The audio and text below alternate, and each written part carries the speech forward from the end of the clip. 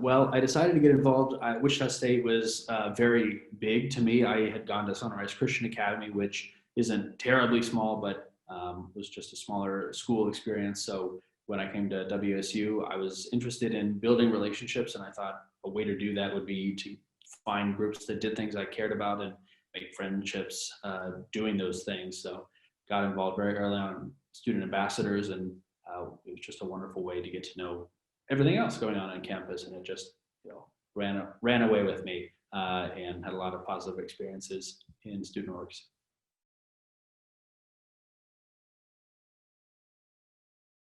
Involvement had a lot of impact on my future, directly and indirectly. So indirectly, it just taught me a lot about well, building relationships with people different than myself and broadening my horizons. And I enjoyed the learning that took place in all sorts of student organizations. So, academically, you care a lot about what classes you choose, but even that's limited, and we all have curiosity beyond that. So I just loved having friends studying other things, and we spent time in student involvement together, just doing things together. And then directly, I studied for political science, but my involvement in college Republicans, my internship to Washington, D.C., working for Senator Moran, and then my involvement with student government.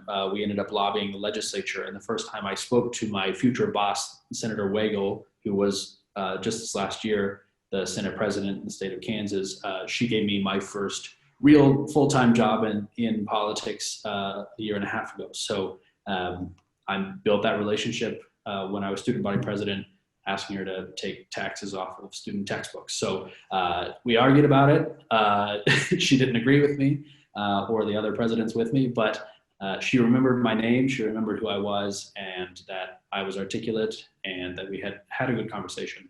And all those years later, when I talked to her about working, it was a yes. So who'd have thunk that I was talking to my future boss when I was back in Wichita State.